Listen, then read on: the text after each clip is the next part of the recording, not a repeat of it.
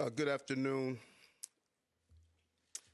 and I'm joined here today by our Chief of Detectives and the Police Commissioner and Chief of Department because we have a strong person of interest in the shooting that shook our city last week. CEO Brian Thompson of UnitedHealthcare was the victim of a senseless act of violence. Our officers have been working around the clock. Many of them did not go home to pursue this individual. It was crucial that we were able to remove him off the streets of America, and we were going to seek him out no matter where he was at the time. And so this is a strong person of interest. The police commissioner and chief of detectives will go over where we are right now in the investigation. He matches the description of the identification we've been looking for. He's also in possession of several items that we believe will connect him to this incident. How did we do it? Good old-fashioned police work. The chief of detectives and the police commissioner made the decision to release as much of a photo that we had at the time. We sent it across the country, and someone, a McDonald's employee, did something we ask every American to do. If you see something, say something, but most importantly, do something. And they did. And because of that, we believe we have a strong person of interest to deal with this case. I want to now turn it over to the Police Commissioner of the City of New York, Commissioner Tisch.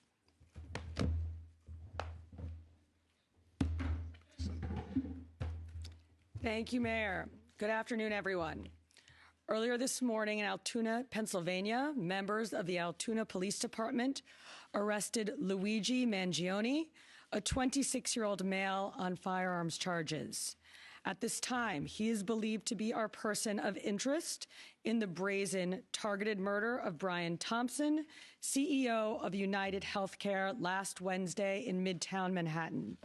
The suspect was in a McDonald's and was recognized by an employee who then called local police.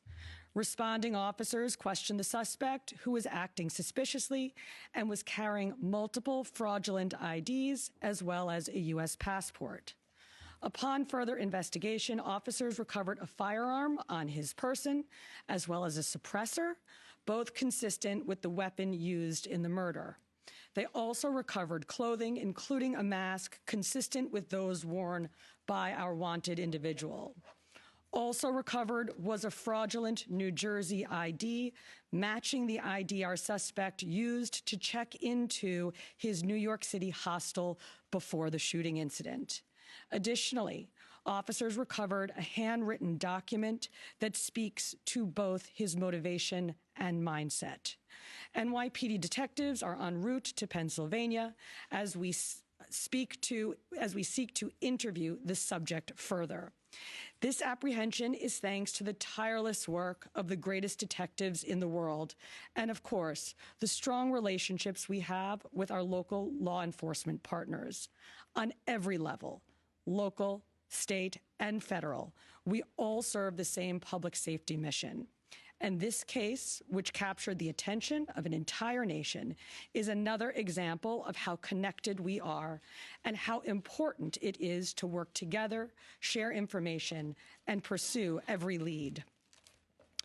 For just over 5 days, our NYPD investigators combed through thousands of hours of video, followed up on hundreds of tips, and processed every bit of forensic evidence, DNA, fingerprints, IP addresses, and so much more to tighten the net. We deployed drones, canine units, and scuba divers. We leveraged the domain awareness system, Argus cameras, and conducted aviation canvasses. And our detectives also went door to door, interviewing potential witnesses and doing the good old-fashioned police work that our investigators are famous for. This combination of old school detective work and new age technology is what led to this result today. And we must also acknowledge the instrumental role the media and the public played in this case. The images that we shared with the public were spread far and wide, and the tips we received led to the recovery of crucial evidence. We should never underestimate the power of the public to be our eyes and our ears in these investigations. This is the third time in 3 weeks that a member of the public has seen something and said something and done something that led to a high-profile arrest. The triple stabbing homicide in Manhattan, the gunpoint robberies in Queens during which an NYPD officer was shot, and now this. Now, the case will continue through the criminal justice process, and while we are proud of today's accomplishment, we must, of course, remember that a family is in mourning.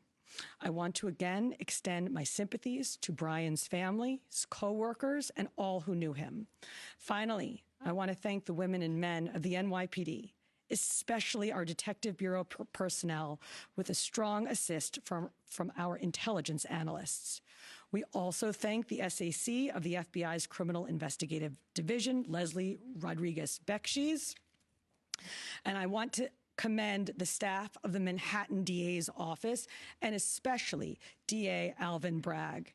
He has been working with us 24/7 on this case, and I am incredibly grateful for his partnership. I'll now pass it along to our great Chief of Detectives, Joe Kenny, who will provide additional information. Chief. Thank you, Commissioner. Good afternoon. As the Commissioner stated earlier, a male was taken into custody today in Altoona, Pennsylvania this morning. He has been identified as Luigi Nicholas Mangione. He's a male, 26 years old. He was born and raised in Maryland. We know he has ties to San Francisco, California, and his last known address was Honolulu, Hawaii. He has no prior arrest history in New York. Members of the NYPD Detective Bureau are currently traveling to Pennsylvania with members of the Manhattan District Attorney's Office to interview this subject. This case was brought to a successful conclusion based on the coordinated effort between numerous NYPD units, including the Intelligence and Counterterrorism Bureau, our federal partners at the FBI, the Manhattan District Attorney's Office, and of course, members of the Altoona Police Department in Pennsylvania. On Thursday, one day after this crime was committed, the NYPD released a photo of the shooter in this case. This picture was obtained by the NYPD during one of their extensive video canvasses. We took that photograph and we asked for the public's help in identifying this subject, and the public responded. Hundreds of tips began to pour into our hotline. Each tip was investigated thoroughly, and we began to release additional photographs as they came into our possession. The NYPD provided these photos to numerous media outlets. Local, national, and international outlets released the photo via television, print, social media, and online content. Luckily, a citizen in Pennsylvania recognized our subject and called local law enforcement. Members of the Altoona Police Department responded to the call, and based on their investigation, they notified the NYPD. This investigation is still active and ongoing. Thank you very much.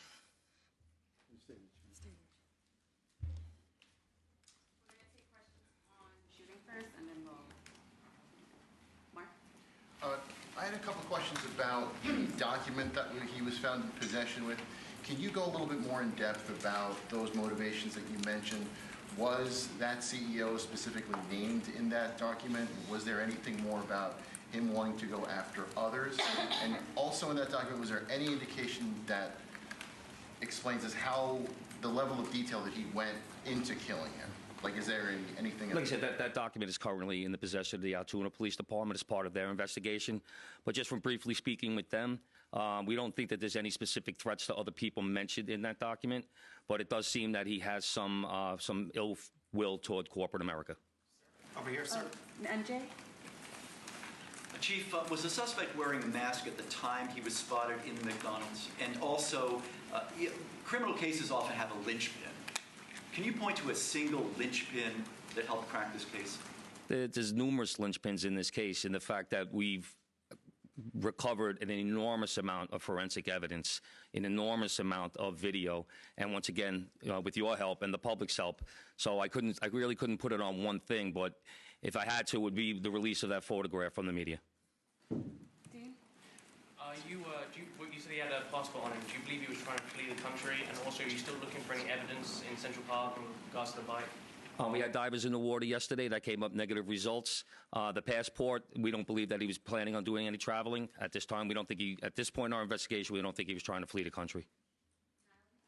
The person at the McDonald's, were they buying food? What were they doing at that exact moment? He was an employee at the McDonald's. Right. But what was the suspect doing? He was sitting there eating. Will the suspect be brought back to New York and charged here, and when? We're going to have to work that out with the Manhattan District Attorney's Office in Altoona, Pennsylvania. He's going to be facing gun charges there, and at some point we'll work out through extradition to bring him back to New York to face charges here, working with the Manhattan District Attorney's Office. Anita? Hi, Anita from the New York Post. I was just hoping to get more details on the capture itself. Did he put up a fight? Did he say anything to cops? And we've also reported that he published online anti-health care industry rantings. Can you share with us some of the services that he posted on? We're still working through his social media. We're going to do a complete scrub of that. Preliminarily, like I said, he seems that he has some ill will toward corporate America, but that will all come out as part of our investigation. We're not done here. We're still going to be putting this together. We're still going to be working very hard to bring this to a successful conclusion. And the capture itself, did he put up a fight? Did he say anything to police? I don't have that information.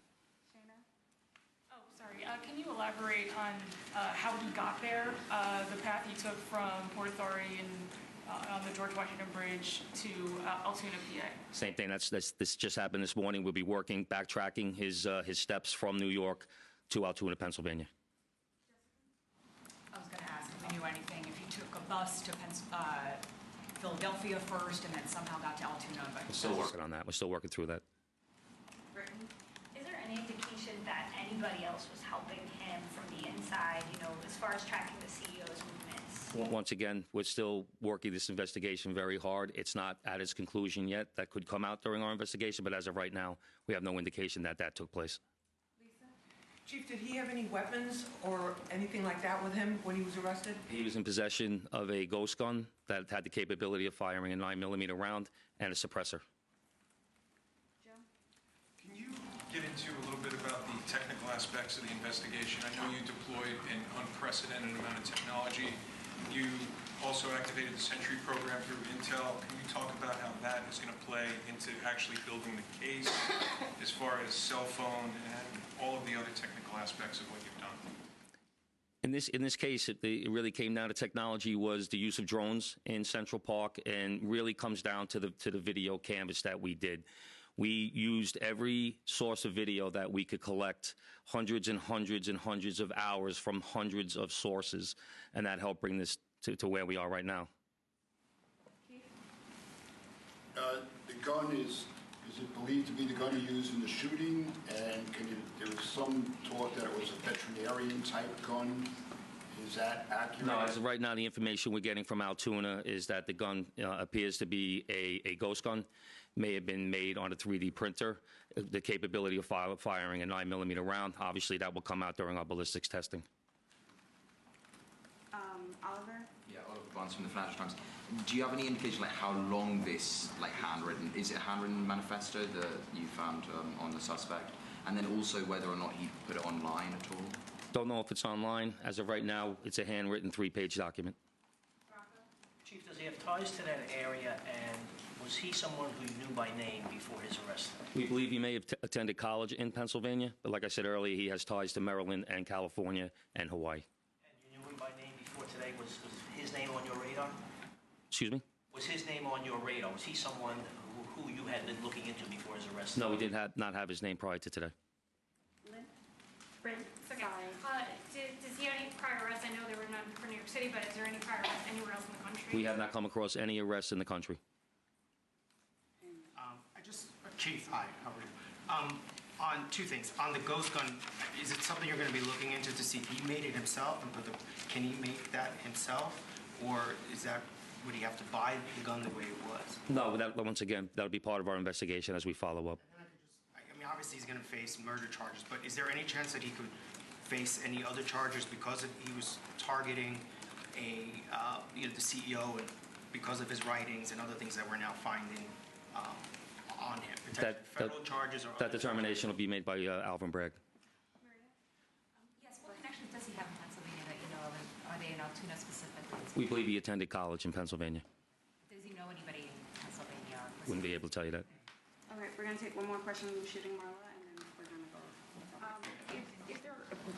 You talk about the manifesto having said things against corporations, but specifically UnitedHealthcare, and do you believe that Mangione acted alone?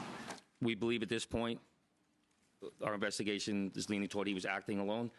So, like I stated earlier, we're still working through the investigation. We're not stopping today.